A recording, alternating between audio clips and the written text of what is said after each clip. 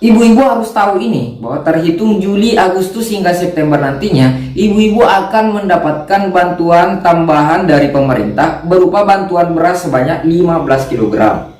Namun sebelum itu, untuk kamu yang suka informasi bantuan sosial ataupun bantuan-bantuan lainnya dan ingin tahu cara untuk mendapatkan bantuan ataupun syarat dan kriteria siapa saja yang mendapatkan bantuan, silahkan subscribe dulu, share, like, dan komen, tapi jangan lupa pencet belnya. Untuk yang baru gabung ataupun baru berkunjung pada channel ini, perkenalkan, saya merupakan salah satu SDM ataupun pendamping program Keluarga Harapan Kementerian Sosial. Teman-teman supaya lebih akrab bisa langsung memfollow Instagram saya.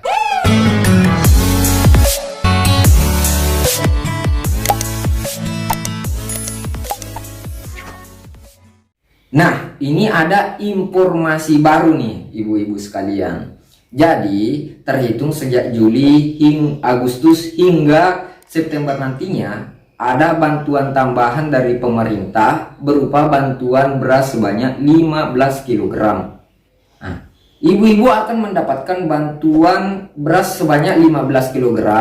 Ini dikhususkan untuk seluruh keluarga penerima manfaat program Keluarga Harapan yang totalnya hampir mencapai 10 juta keluarga penerima. Jangan sampai ada yang bertanya, ini bantuan apa lagi nih? Jadi bantuan ini itu untuk mengantisipasi kebutuhan pangan ibu-ibu sekalian. Karena ini kan masih dalam masa pandemi COVID-19. Karena jangan sampai pemerintah tidak ingin ada masyarakat yang lapar gara-gara pandemi ini. Makanya bantuan 15 kg ini tolong dimanfaatkan, makanya disimak dulu. Nah, pasti bagi kamu yang bukan merupakan salah satu penerima Keluarga Harapan ataupun keluarga penerima manfaat dari program Keluarga Harapan, bertanya lagi, bantuan apa lagi nih? Berulang kali saya sampaikan bahwa keluarga penerima manfaat program Keluarga Harapan itu merupakan keluarga yang sangat miskin dan rentan miskin, tapi terdaftar dalam data terpadu kesejahteraan sosial. Berulang kali saya sampaikan bahwa keluarga penerima manfaat program Keluarga Harapan itu adalah keluarga miskin ataupun yang rentan dan terdaftar dalam data terpadu kesejahteraan sosial. Makanya kalian yang tidak terdaftar dalam data terpadu kesejahteraan sosial itu jangan pernah berharap sama sekali bantuan dari pemerintah. Karena Kementerian Sosial melalui Pusat Data Informasi ataupun disingkat Pusdatin itu akan selalu merujuk pada data terpadu kesejahteraan sosial untuk menyalurkan bantuan, baik itu bantuan BPNT, bantuan KIS, KIP, ataupun bantuan-bantuan lainnya, dan termasuk bantuan 15 kg ini, itu pasti akan merujuk pada data terpadu kesejahteraan sosial. Teman-teman yang baru gabung dan belum subscribe dan mungkin sudah sering bolak-balik pada channel ini, silahkan di subscribe dulu, karena di channel ini saya sudah menjelaskan cara ataupun syarat untuk mendapatkan bantuan, dan pasti banyak daripada kalian yang bertanya-tanya alur pendataannya bagaimana. Makanya silahkan diklik video ini supaya teman-teman tidak gagal paham dalam setiap bantuan yang disalurkan oleh pemerintah. Nah, kita lanjut pada persoalan beras 15 kg ini. Di bantuan ini saya ingatkan kembali, ini untuk mengantisipasi kendala pangan ibu-ibu sekalian pada masa pandemi ini. Dan kualitas berasnya itu bukan kualitas yang biasa, karena pemerintah sudah menetapkan dan meminta kepada Bulog untuk menyalurkan beras yang berkualitas medium.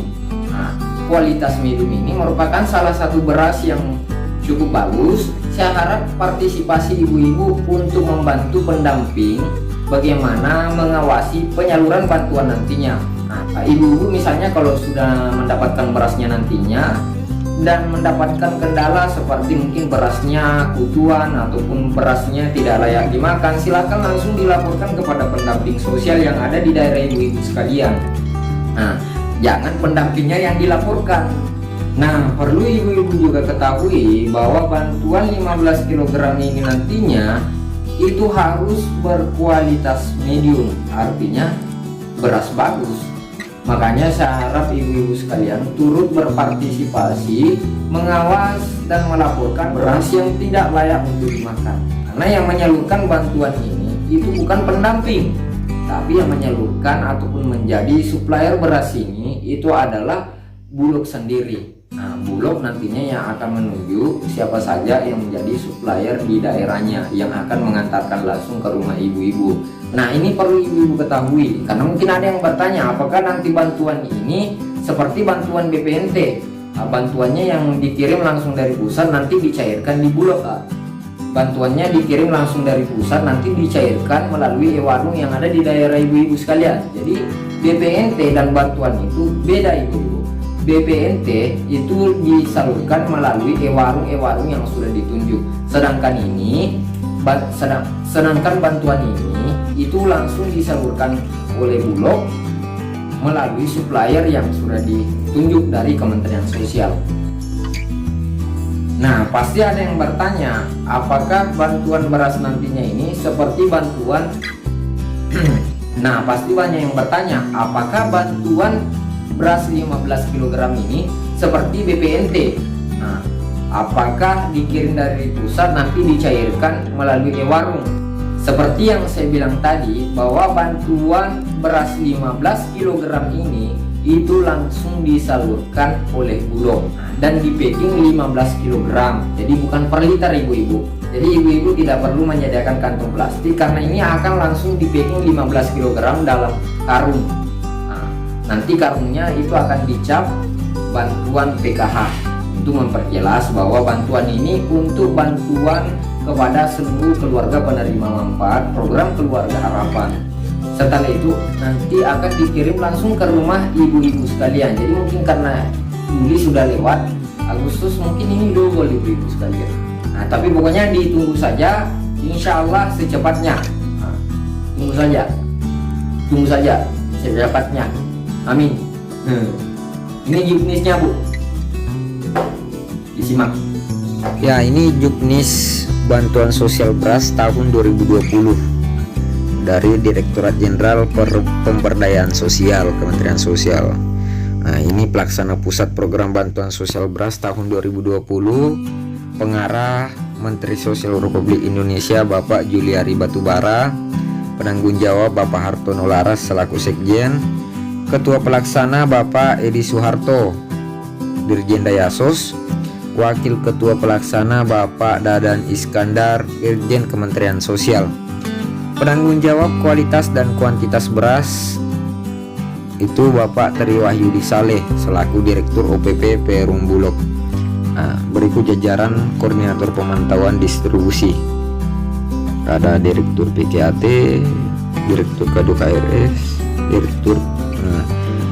Jadi begini, bantuan sosial beras ini merupakan salah satu program jaring pengaman sosial atau disingkat JPS dalam rangka penanganan dampak wabah COVID-19. Tujuannya pastinya untuk memenuhi kebutuhan pangan beras selama pandemi COVID-19. Pelaksanaan bantuan itu dilaksanakan selama 3 bulan terhitung sejak Juli sampai September nantinya. Alokasi bantuan ini itu setiap KPM memperoleh bantuan sebanyak 15 kg per KPM dan per bulan dengan kualitas beras medium. Tolong dicatat medium. Sasaran program. Jadi total sasaran program ini adalah 10 juta keluarga penerima manfaat dari peserta program Keluarga Harapan. Pertanyaannya, kenapa mesti penerima PKH? Seperti yang saya jelaskan tadi, peserta PKH merupakan keluarga miskin yang terdaftar dalam data terpadu kesejahteraan sosial.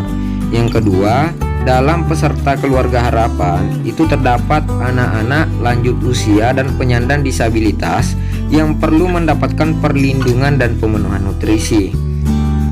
Nah, yang ketiga, program PKH telah memiliki struktur SDM yang baik termasuk pendamping program Keluarga Harapan sehingga lebih memudahkan dalam proses pendampingan dan pemantauan program bansos besar ini.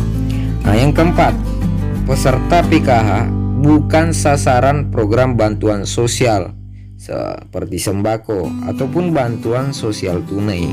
Jadi kalau teman-teman sudah mengikuti perkembangan bantuan sosial selama ini kan penerima bantuan PKH itu tidak boleh menerima bantuan sosial tunai ataupun bantuan sembako. Nah, selanjutnya mekanisme pelaksanaan. Jadi mekanismenya seperti pada umumnya, penetapan, pengambilan data, penugasan, sosialisasi ataupun koordinasi, sampai melakukan penyaluran di lapangan. Ya, seperti biasanya lah. Nah, ini timeline bansos beras. Jadi sejak April itu sudah dibahas di rapat terbatas. Juni Pak Menteri rapat tanggal, dan Juni pula usulan anggaran. Ya begitulah. Nah, ini skema pendistribusian beras dari Kemensos, Bulog, terus penyalur ke keluarga penerima manfaat PKH. Peran dan tanggung jawab. Jadi masing-masing pelaksana ini punya peran dan tanggung jawab. Misalnya Kementerian Sosial bertanggung jawab untuk melakukan koordinasi, sinkronisasi, pengendalian, perencanaan, penganggaran, sosialisasi, penyusunan pedoman, koordinasi dan evaluasi, serta pengelolaan pengaduan program bantuan sosial beras. Nah, kalau Bulog itu tanggung jawabnya menyediakan, menyalurkan bantuan beras dari gudang Bulog sampai titik distribusi tertentu. Nah, itu saja mungkin untuk video kali ini. Yang belum subscribe, silahkan di subscribe dulu, karena subscribe itu gratis bosku. Oke, sampai jumpa di next video. Berikan like dan komen supaya saya tetap semangat. Mantap bosku.